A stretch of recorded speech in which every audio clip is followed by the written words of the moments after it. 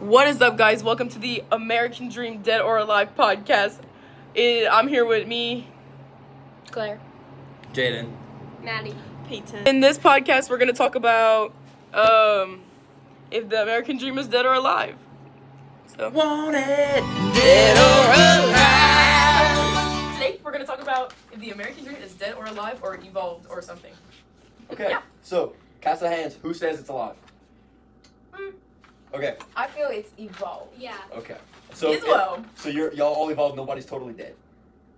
Yeah. Or all obviously changed. alive. It's but- changed. No, I can, It's yeah. changed. I have a quote from America the Beautiful, and it says, "O beautiful for patriot dream that sees beyond the years, thine a blaster city's gleam undimmed by human tears." So, it's basically showing that America. That was a mouthful. Yeah, it's a song, so it's kind of hard. But it's basically what it's trying to say is the American dream is still alive to show all the great places that it has to show and be around. And then it says others would, it's like implying that others would love to be in America whenever some people would not want to be in America. So, people like they complain about America being how it is. It's like, but you go to other countries, like third world countries, who would basically like love to escape their country and come over here because they want to experience the American dream. So you're saying like the American people don't like being here? Well, they get too greedy. privilege Like the privilege, they're just like they expect. Oh, okay. They like More. yeah, they want Okay. more because they have so much, Got and it. it's like if they would have less, then they would be appreciative. Well, Madeline Albright in What is the American Dream said, the American dream means being a part of a society that allows you to be or do whatever you want and to have a sense that your individual optimism and hard work will be rewarded. But everybody in this writing has a different view on what they believe the American dream is. So it's still alive, but in different ways for different people. For the different people, are you talking about the minorities and all the different races in America, or just Anybody? Because it's whatever your dream is could be your American dream. In mine talked about Latinos and specifically Hispanic people. Oh, I read How Latinos Can Win the Culture War, which was one of our optional sources, and I quoted Latinos are largely missing from American media and culture, which makes us vulnerable. Which is pretty much when you don't see someone that looks like you or is in your culture, it's a lot harder to picture yourself there.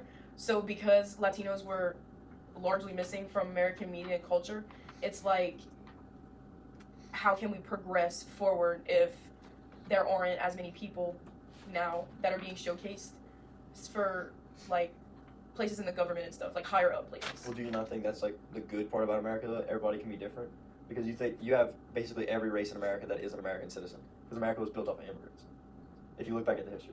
In my thing, it was written recently. Oh, Recently. really? It was Latinos and people minorities are not showcased as often as other people are in higher up places. So it's they will stay how not the American people, because not everybody thinks like this, but a certain part of the American people thinks of them, because it's why be more if they are already gonna picture you as something bad. So for the way your article shows the American dream, it's kind of just at a constant right now. It's not evolved, but it's not dead. It's kind of lived. it's definitely not modernized. So back in the gap, it was more towards only white people and people who were in the middle class. So people who were minorities and people who were lower in the lower class were not able to get there just because where they were, how they were born, and stuff like that. I read Let America Be America Again, and Langston Hughes was the one who wrote it, and he was just saying how the disenfranchised are they're achieving the American dream and they're evolving through it, but they still have their own battles, and it's not just how people who were just white people just go through their everyday, don't get judged. They have their own differences and their own battles dealing with how people react to them just because their skin color or how they look.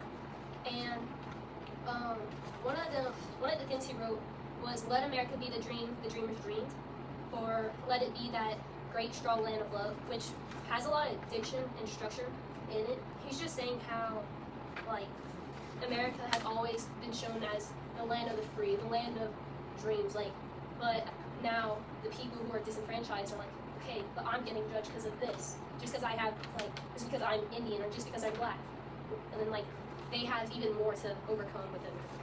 So you're just kind of mine, it focuses Yeah, specifically it goes- on minorities. Yeah, it goes hand in hand almost. So it's more like a fight towards the American dream. Yeah, just kind of more of equality. They're trying to fight for happiness I found more toward and in the American dream.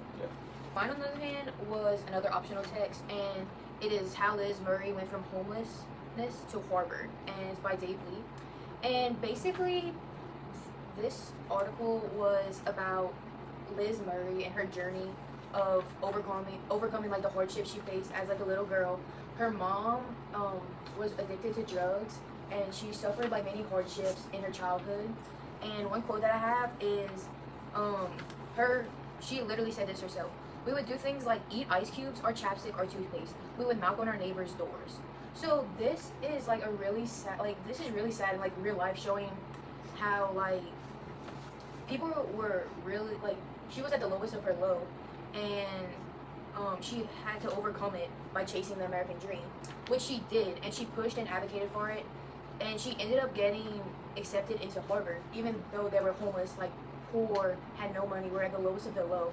And another quote I have is, now she makes a living as a motivational speaker and founder of Manifest Living, which is a company that offers workshops for people wanting to change their circumstances. So even though she faced all of this stuff, this is helping to evolve and keep the American dream alive through all her trials and tribulations that she went through as someone who had a mother that was addicted to drugs. That like anything is possible and you can still be successful.